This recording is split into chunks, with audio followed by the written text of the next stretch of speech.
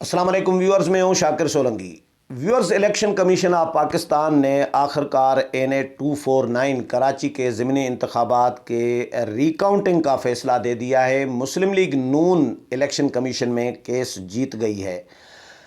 Peoples party ने भी इसको वेलकम भी किया है रिकाउंटिंग के फ़ैसले को, लेकिन दबे लफ्ज़ों में एहतजाज भी अपना रिकॉर्ड कराया है और ताने तुनके भी दिए हैं इलेक्शन कमीशन को कि हमारी दरख्वास्तें 2018 के इंतखाबात की मुख्तलिफ हलकों की रिकाउंटिंग की पड़ी हैं इलेक्शन कमीशन में। हम उम्मीद करते हैं कि इलेक्शन कमीशन इसको उनको भी इसी तरह ही एंटरटेन करेगा। तो नून लीग का एतराज़ ये था कि छठे नंबर पे आने वाली जमात 2018 के इंतखाबात में यही उम्मीदवार कादर खान मंदोखेल पीपल्स पार्टी के, वो छठे नंबर पे आए, तो अब अचानक ये पहले नंबर पे कैसे आ गए, और वो भी गिनती के दौरान सारा दिन और इलेक्शन पोलिंग डे के दिन तक, पोलिंग ख़त्म होने तक जो माहौल बना हुआ था वो बना हुआ था नून लीग के हक़ में कि नून लीग की सीट है। शहबाज शरीफ ने इतने वोट लिए थे, 35-40 हज़ार वोट लिए थे, या 38 हज़ार या 34 हज़ार, 30 हज़ार से ऊपर थे, 35 के राउंड अबाउट थे। तो फैसल वाडा को जितवाया गया था, ये तसर था, और फैसल वाडा ने खाली की। तो पीपल्स पार्टी की ये क्लेम कर रही है कि जी भाई बड़ी मेहनत की हमने सीट भी खाली कराई थी, तो नून लीग ने मुड़कर पीछे नहीं देखा। ये बिल्कुल पीपल्स पार्टी के जो वजूहात बताई जा रही हैं वो माकूल वजूहात हैं। कदरे इस पे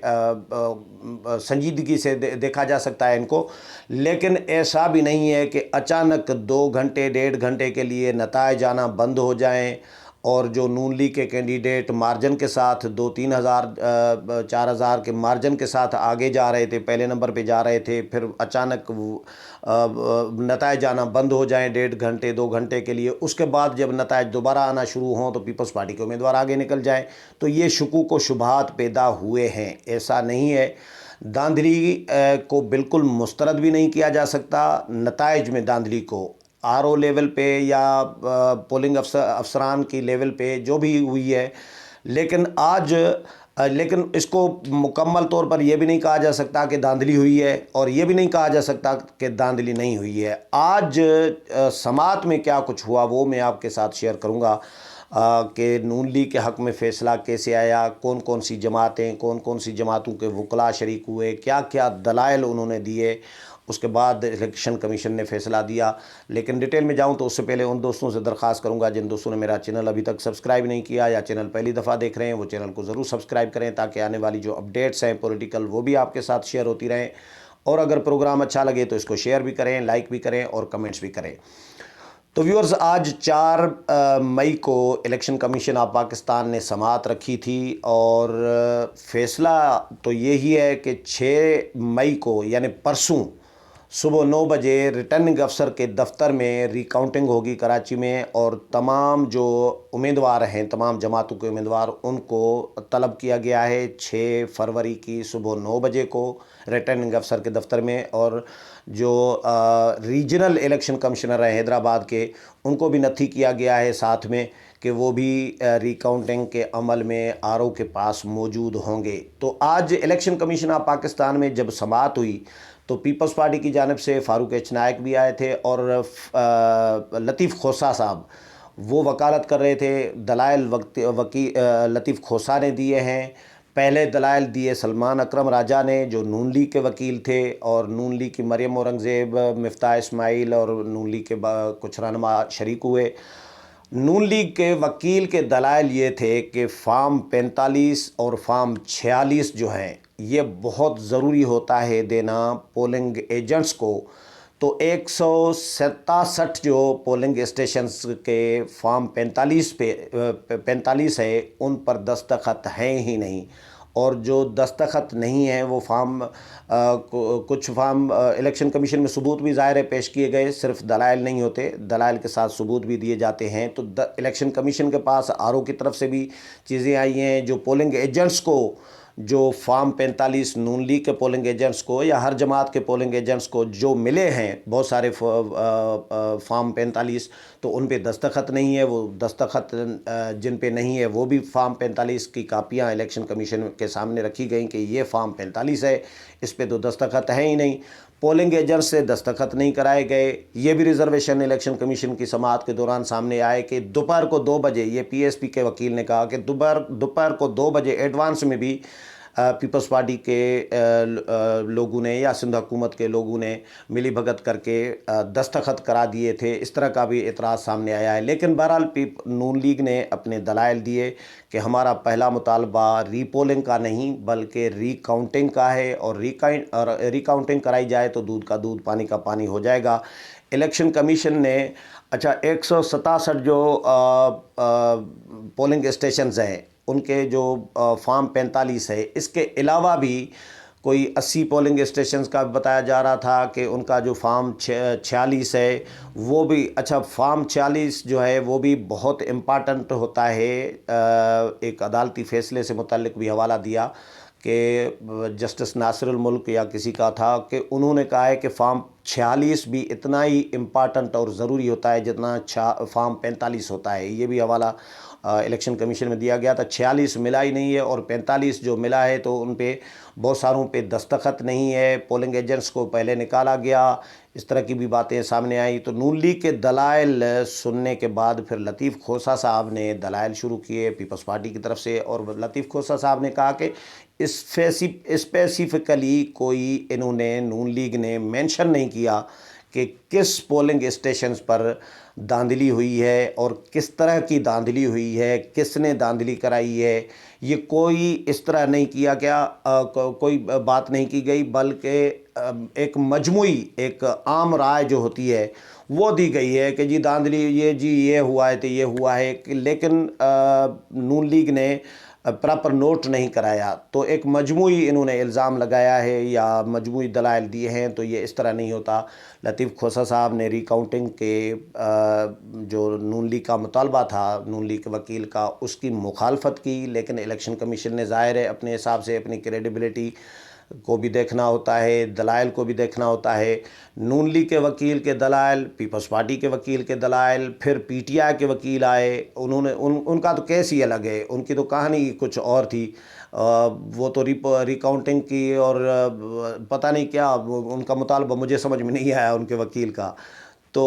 کیونکہ وہ تو پھر پہلے نمبر سے پھر چھٹے نمبر پہ چلے گئے ہیں، تو ان کو ظاہر ہے ابھی اس وقت دماغ بھی ان کا شاید مجھے لگ رہا ہے کہ وکیل کا بھی کام نہیں کر رہا ہوگا. کیا مطالبہ تھا ان کا میں نے سیریسلی اس کو، جو ہمارے دوست صحافی گئے تھے جنہوں نے کور کیا ہے، جو ٹکر شکر جو خبریں ہمارے ساتھ شیئر کی ہیں، وہ پڑھ کے مجھے پی ٹی آئی کے وکیل کی بات سمجھ میں نہیں آئی کہ وہ ری کاؤنٹنگ کے حق میں تھے یا ری پولنگ کا مطالبہ کر رہے تھے یا دونوں مطالبات نہیں کر رہے تھے. تو ان کا بس اتنی بات سمجھ میں شاید آئی مجھے کہ سندھ حکومت، سندھ پولیس اور جو سندھ کی انتظامیہ ہے، کراچی کی انتظامیہ، ان کی ملی بھگت اور اس طرح کی باتیں ہوئی ہیں. پی ایس پی نے بھی مطالبہ کیا، پی ایس پی کے وکیل نے بھی دلائل دیے. انہوں نے بھی فارم 45 کی اور فارم 46 کے حوالے سے شکایات کی. جو نون لیگ کی شکایات تھیں تقریباً راؤنڈ اباؤٹ وہی شکایات پی ایس پی کی بھی، مصطفیٰ کمال کی پارٹی کی بھی تھی. اور اسی طرح پھر ٹی ایل پی جو ہے، کالعدم تحریک لبیک پاکستان، ویسے کالعدم ہو چکی ہے لیکن الیکشن بھی لڑ رہی ہے. یہ کمال ہے، ایک جماعت کالعدم ہو چکی ہے، وفاقی حکومت اس کو دہشت گردی ایکٹ کے تحت پابندی عائد کر چکی ہے. اس کے ارکان صوبائی اسمبلی ابھی بھی ارکان صوبائی اسمبلی ہیں، اسمبلیوں میں موجود ہیں، اور نیا الیکشن ہو رہا ہے تو اس میں بھی وہ حصہ لے رہی ہے اور کالعدم بھی ہے. یہ کمال ہے کہ کالعدم تحریک لبیک پاکستان نے بھی الیکشن ضمنی لڑا ہے اور ان کے امیدوار کو اتنے اچھے خاصے ووٹ پڑے ہیں. اور ان کے وکیل نے آج الیکشن کمیشن میں بھی ظاہر ہے کیس لڑا، کیونکہ الیکشن کمیشن میں ابھی تک وہ رجسٹر بھی ہے، وہ مکمل طور پر کالعدم نہیں ہوئی.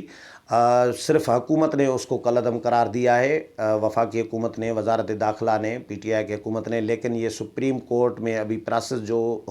ہوتا ہے وہ ہوا ہی نہیں ہے. اور مزیدار اس میں ایک بات اور بھی بتا دوں کہ جتنی بھی جماعتیں اس میں 180 کے قریب پتہ نہیں یا 80 ہے ٹوٹل، جتنی جماعتیں بھی پابندی جن پر بھی لگائی گئی ہے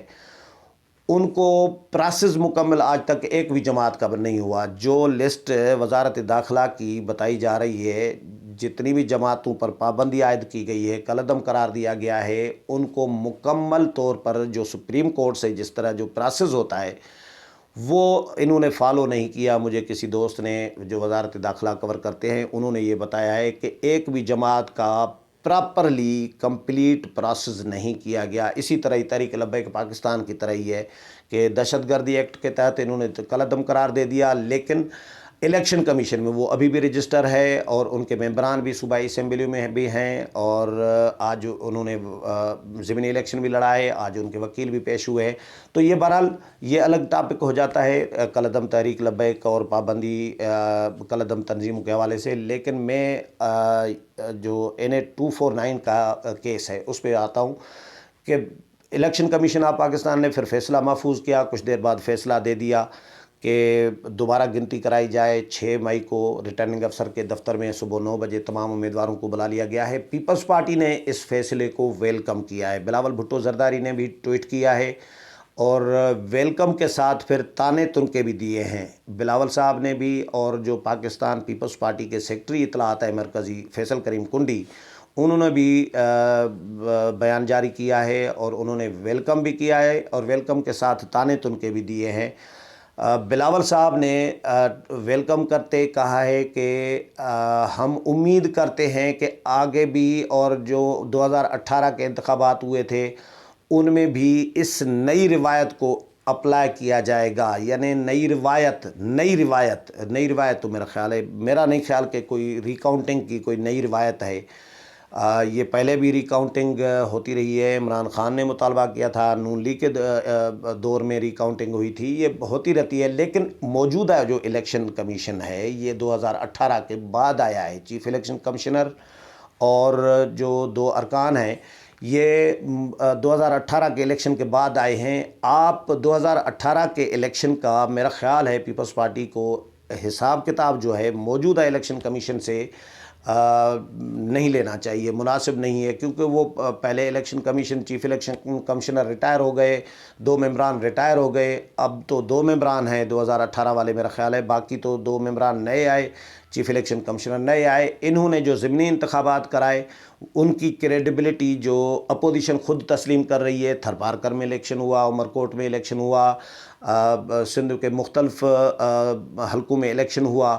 ان کو پیپلز پارٹی تسلیم کرنے کے لیے تیار ہے۔ نون لیگ پنجاب میں ڈسکا کا ہو یا نوشہرہ کا ہو، نون لیگ ان کو تسلیم کرنے کے لیے تیار ہے۔ ڈسکا میں جو ہوا، جو دھاندلی ہوئی وہ تو سب کے سامنے تھی، لوگ مارے گئے، لوگ زخمی ہوئے، فائرنگ ہوئی، PTI کے امیدوار فائرنگ کرتے ہوئے دکھائی دیے، ویڈیو تھیں،